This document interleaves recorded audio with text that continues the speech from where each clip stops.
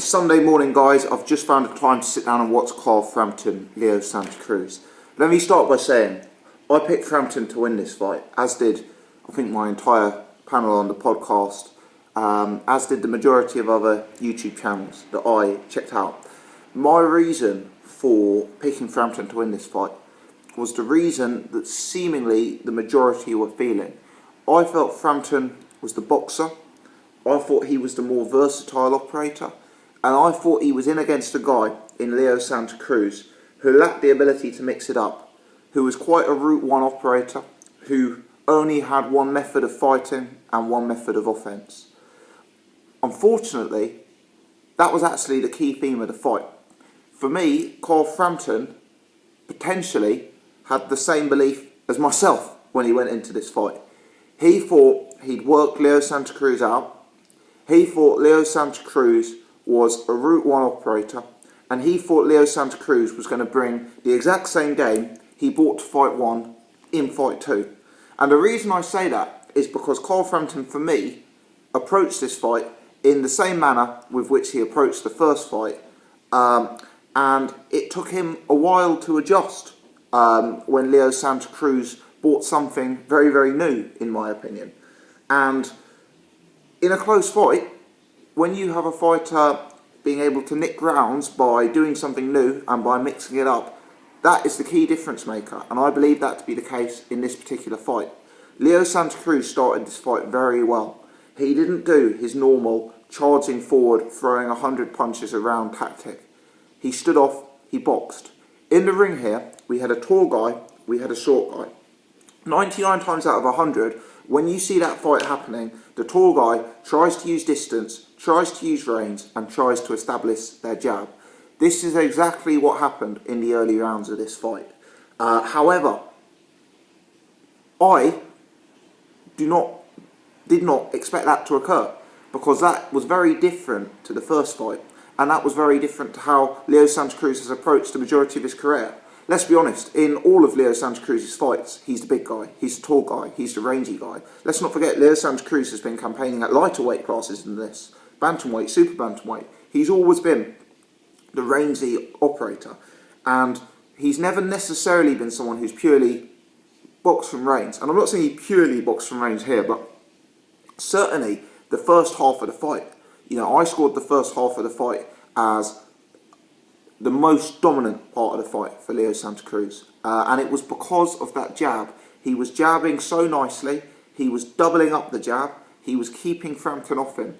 And what was most important about that, not only was he catching Frampton with the jab and scoring points with the jab, but it represented a departure from the tactics that he fought in the first fight, where at times he was rushing in. Leo Santa Cruz realised what he did wrong in the first fight. He stopped himself from rushing in. In the first fight, you see Santa Cruz coming in wild, you see Frampton taking a step back and countering. That was much harder to do, because Leo Santa Cruz was fighting behind a construct, he was sticking out the double jab, and he was being disciplined. Frampton couldn't simply take a step back, flash a bit of head movement, and then throw a counter. He was faced with a more traditional boxing problem that Leo Santa Cruz throwed today. For me, that was key difference in this fight, and it led to a key difference in the scoring. That jab, that double jab, not rushing in from Leo Santa Cruz made him a lot harder to counter and meant he was picking up rounds with disciplined aggression. It was an improved performance from Leo Santa Cruz in general. Some of the work to the body was nice, the jab to the body was nice, the hook to the body was nice, and yeah, really, I think Leo Santa Cruz deserved to win this fight. I had it 116 to 112 in favour of Leo Santa Cruz. One of the judges scored the fight a draw. I cannot really see that. I cannot see an argument to give Frampton 6 rounds of this fight. The other 2 judges had it 115, 113. So clearly the 3 judges scored it closer than I did. As I said, I had it 116, 112. And there were close rounds that I guess could have swung either way. But can I see an argument that Frampton won half of the rounds? For me, I can't. For me, Leo Santa Cruz won the fight. Frampton gave a great post-fight interview where he was brutally honest, and he said that he thinks the brawler outboxed the boxer. And I agree. I definitely agree. I think Frampton just wasn't expecting what Leo Santa Cruz brought tonight. I think that was actually evident from some of the performances in the ring. Carl Frampton was keeping his hands low. I saw on several occasions in this fight, Carl Frampton circling around, hands down by his waist, just on the back foot, and getting caught with a jab where he'd misjudged the reins. It happened at least 3 times where Frampton was just, strolling around on the outside of the pocket, and it almost appeared that he'd forgotten he was in with a taller, longer, rangier guy. And Leo Santa Cruz just caught Frampton 3 or 4 times with the jab, when Frampton, to my eye, didn't even believe he was in range when he was backing out. Leo Santa Cruz is a genuinely rangy fighter for that weight class, and I think Frampton had it right in his post-fight interview. I think the best man did win on the night. I don't think this is a fight where you can make a solid case Frampton won, and I do think by mixing it up, the brawler Leo Santa Cruz outboxed the boxer. Frampton had periods of success in this fight, but it's hard to say he had periods of dominance. And I think there were some rounds that were dominant Leo Santa Cruz rounds, largely relating to that jab. I think Frampton just wasn't expecting what Leo Santa Cruz brought to the party, and I thought it took a little bit of a while for him to adjust. We've got to talk about why this rematch actually happened. Look, it was a big money fight. It was a great fight first time out. I had no problem with seeing a rematch, but you've got to ask yourself, Barry McGuigan, and I'm not saying the fight shouldn't have happened here, but Barry McGuigan apparently didn't know there was a rematch clause in the contract. Now, for me, Barry McGuigan has either been deceived or there's 3 options. If Barry McGuigan didn't know there was a rematch contract clause, if that's genuinely true, he's either lying, he's been deceived, or he's not very good at his job. It's one of the 3. I mean, that is a key criteria.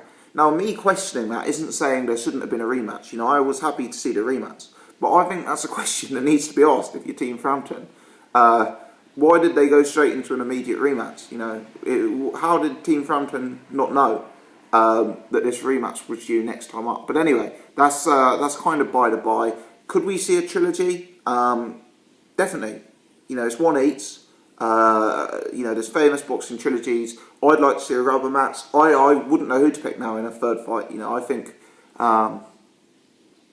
Frampton won the first fight in a close but clear victory.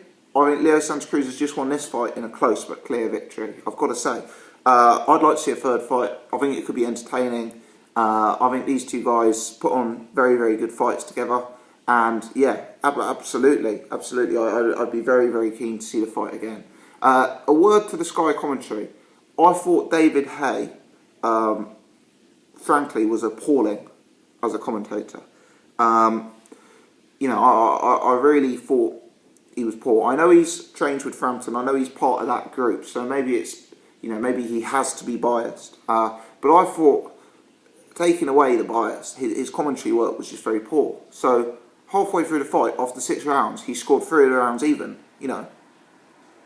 Is he not being brought in as a commentator for his boxing expertise? Boxing judges very, very rarely score rounds even. We know this. So for me, if you're a sort of paid up pundit, paid up commentator, and you're scoring rounds even, you're not really doing your job. You're kind of ducking making a decision by scoring a round even. There's occasions you have to score the odd round even, but maybe very sporadically. But if he had 3 of the first 6 rounds even, for me, that's not representative of how to score a fight, and as such, that's poor punditry. He had Cruz by 1 after 6 rounds. After 6 rounds, Cruz was clearly ahead. But David Hay, maybe a bit of that bias sticking through. Then he started talking about, this is midway through the fight, Frampton should box a bit more from range. It was bizarre. For me, Frampton had just clearly lost the first half of the fight because he was trying to box from range and getting his head jabbed off by Leo Santa Cruz and getting caught, and almost Santa Cruz was operating as the counterpuncher from range. But David Hay seemed to see Frampton mix it up. You see a definite switch from Frampton. He tries to stalk, he tries to walk Santa Cruz down, he tries to bring the fight into the pocket, and David Hay straight away, no, he should be boxing from range. I thought Frampton trying to mix it up was a positive. I thought he was clearly losing but was trying to make an adjustment, but David Hay didn't seem to rate that. And then at the end, David Haye made the comment that Leo Santa Cruz likes to fight in a phone booth. You know, for me, David Haye just wasn't watching the action in there. Leo Santa Cruz was winning the fight clearly when the fight was being fought behind a jab at range. You know, he didn't really seem to adjust his commentary to what was going on in the ring.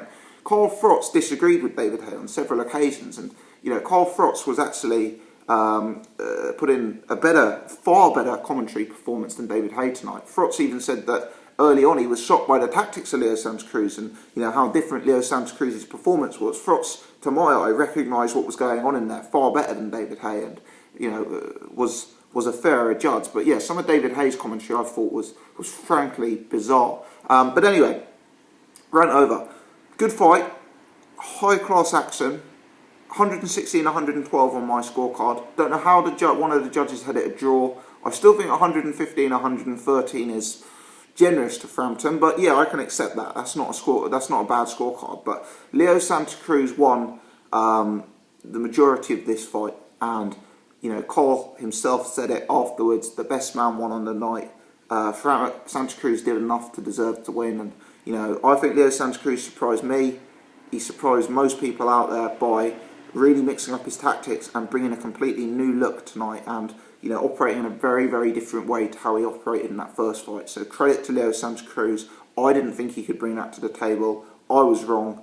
You know, a real improved performance from Santa Cruz. Let me know your thoughts, people. How did you score it? What did you make of the commentary? Do you want to see a third fight? Will a third fight happen? Let me know your thoughts in the comments section below. If you've enjoyed this video, please hit the thumbs up button. If you're new to the channel, you haven't done so before, take the time to subscribe. And thanks for watching.